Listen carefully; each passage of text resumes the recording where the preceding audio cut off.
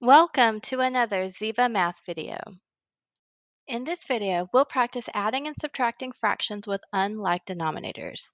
So we'll need to find a common denominator, and in this video, we're going to use our least common multiple to find that common denominator. So our steps for today will be, number one, to list the multiples for each denominator. Number two, we'll find the smallest number common to both lists, and we'll use that as our common denominator. Number three, we'll need to create equivalent fractions with that common denominator. Number four, we'll add or subtract our numerators.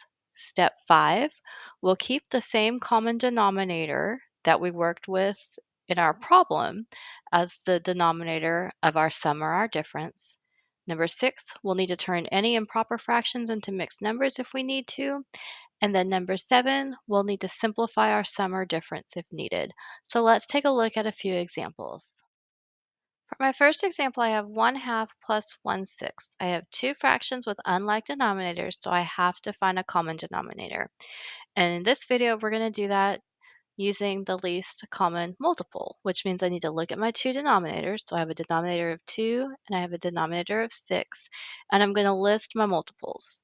So for 2, I have 2 times 1 is 2, 2 times 2 is 4, 2 times 3 is 6, 2 times 4 is 8, 2 times 5 is 10. As you can see, we're also just skip counting by 2, and 2 times 6 is 12.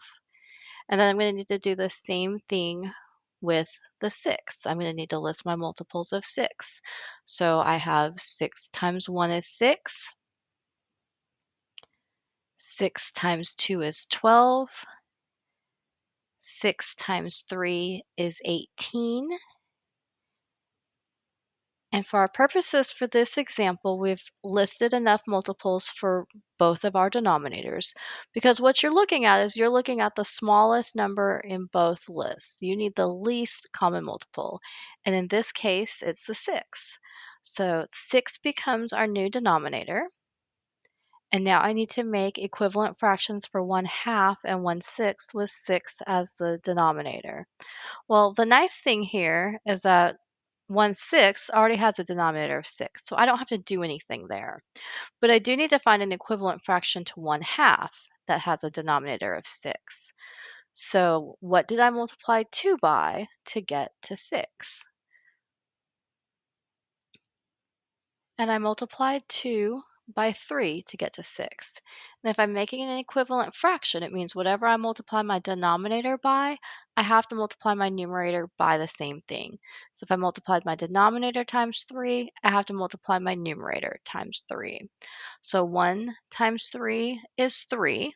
So my equivalent fraction to 1/2 with 6 as a denominator is 3/6. Now that I have common denominators, I'm ready to add. So I'm going to add my numerators. 3 plus 1 is 4. And my new common denominator is going to be my common denominator of my sum. My denominator remains the same. So I have 4/6. 4/6 is a proper fraction, so I don't need to convert an improper fraction into a mixed number, but I do need to consider whether I need to simplify. Well, 4 and 6 share a common factor of 2, so I can simplify, so I need to go ahead and do so. So 4 divided by 2 is 2, and 6 divided by 2 is 3. So 1/2 plus 1/6 equals 2/3. For my next example, we have 3/5 plus 1/2. So I have unlike denominators, so I need to find my common denominator. And in this video, we're doing that by looking for our least common multiple. So I need to list my multiples for both my denominators, 5 and 2. And it doesn't matter which one I start with. In this case, let's just start with 2. 2 times 1 is 2. 2 times 2 is 4. 2 times 3 is 6. And then maybe I switch back to the other denominator, because remember, I'm looking for the first number on both lists, the smallest number that is contained in both lists. So if 5 times 1 is 5, 5 times 2 is 10, and I can switch back over and do 2 times 4 is 8, 2 times 5 is 10, and 10 is the first number that shows up on both lists, so it is my least common multiple. So that least common multiple of 10 becomes my common denominator. So now I need to find equivalent fractions to 3/5 and 1/2 that has 10 as the denominator. So let's start with 3/5. We need to think about what we multiplied 5 by to get to 10. Well, if you're listing your multiples, you can go and number them off, and that's what you multiplied by to get to 10. So whatever we multiply our denominator by, we multiply our numerator by. So we multiplied 5 by 2 to get to 10. So I have to multiply 3 times 2 to get my numerator of 6. And I can do the same thing for the 1/2. Looking at what did I multiply 2 by to get 10, and I can number those multiples in my list. 2 times 1 is 2, 2 times 2 was 4, 2 times 3 was 6, 2 times 4 was 8, and 2 times 5 was 10. So I multiplied 2 times 5 to get to 10. Whatever I multiply my denominator by, I have to multiply my numerator by. So I have to multiply the numerator by 5 as well. So 1 times 5 is 5. And now I'm ready to add my fractions. So I'll be adding numerators. So 6 plus 5 will be my first step. So 6 plus 5 is 11, and this common denominator remains the same. Now I have an improper fraction, and you are going to need to turn that improper fraction into a mixed number.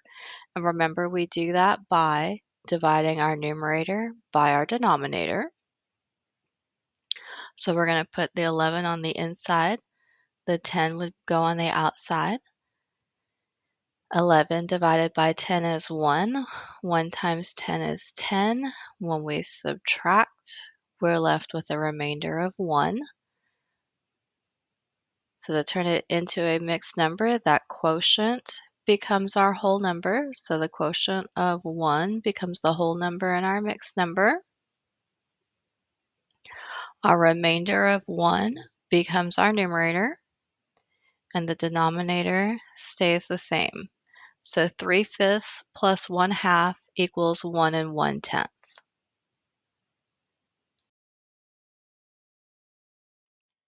Our next example, we have 5/6 minus 3/4. We're subtracting this time, but the rules are going to be the same. We have unlike denominators, so we need to find a common denominator. So I'm going to be looking at my denominator of 6 and my denominator of 4, and I need the least common multiple. So I'm going to start with 4. 4 times 1 is 4. 4 times 2 is 8. 4 times 3 is 12.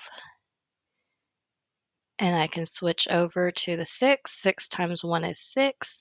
6 times 2 is 12. And there's my least common multiple. The first number that's in both lists is my least common multiple, and it becomes my common denominator. So my common denominator is going to be 12. So I'm going to need equivalent fractions to 5/6 and 3/4 that have denominators of 12. So I'm going to set that up by putting my denominators in first so I can see what I'm working with. And then I'm going to need to look and see what did I multiply that denominator by to get to 12. So what did I multiply 6 by to get to 12? And again, remember, if you've listed your multiples, you can just count. 6 times 2 is 12. It's the second number there. Whatever I multiply my denominator by, I have to multiply my numerator by the same thing. So 5 times 2 is 10. So my equivalent fraction to 5/6 with a denominator of 12 is 10/12. Then I need to do the same thing with 3/4. What did I multiply the 4 by to get to 12? And again, you can look at your multiples list. 4 times 1 was 4, 4 times 2 is 8, 4 times 3 was 12, and just number them off. Whatever I multiply my denominator by, I have to multiply my numerator by the same thing. So I multiplied the 4 by 3, so I need to multiply my numerator 3 times 3. 3 times 3 is 9, and I'm subtracting. So numerator minus numerator, 10 minus 9 is 1, and my denominator of 12 remains the same. And I can't simplify, so 5/6 minus 3/4 equals 1/12. So let's look at another subtraction example. We have 3/8 minus 1/3. So we're going to start with those denominators of 8 and 3, and we're going to list our multiples, and we're looking for the least common multiple, so the smallest number that is in both lists.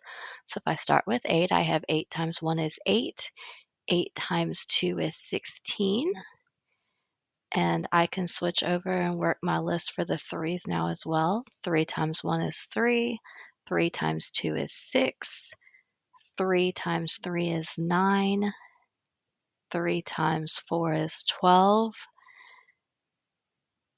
and again, I'm looking for the smallest number that is in both lists. So I'm at 3 times 5 is 15. And I can switch back over and work the eights. So it's sometimes smart to work both lists at one time so you can see where you're going to get to your least common multiple. So 8 times 3 is 24. And I'm going to switch back to the 3's. 3 times 6 is 18. 3 times 7 is 21. 3 times 8 is 24. So there's my least common multiple. 24 is the first number that's in both lists, so it's my least common multiple. And so it is also going to become my common denominator. So now I need to set up with denominators of 24, and I'm going to need to get equivalent fractions to 3/8 and 1/3 with denominators of 24. So starting with the 3/8, what did I multiply the 8 by to get to 24? And if I go back to my multiple list, I can just count them. 24 is my third multiple, so I multiplied the 8 by 3 to get to 24. For this to be an equivalent fraction, I have to multiply my numerator by 3 as well. You always multiply by the same thing. So 3 times 3 is 9. Now I need to look at my 1/3. What did I multiply the 3 by to get to 24? And again, I can count my multiples. And this is my 8th multiple. So I multiplied the 3 times 8 to get to 24. And again, whatever I multiply my denominator by, I also need to multiply my numerator by the same thing. So I'm going to need to multiply the 1 times 8 to get the numerator of my equivalent fraction. And 1 times 8 is 8. So my equivalent fraction is 8/24. And I am subtracting this time, so I'm subtracting numerators. 9 minus 8 is 1, and my common denominator of 24 remains the same. So 3/8 minus 1/3 equals 1/24. And 1/24 can't be simplified further, so it is your final answer. Thank you for joining us. Be sure you like this video and subscribe for more videos by Ziva Math.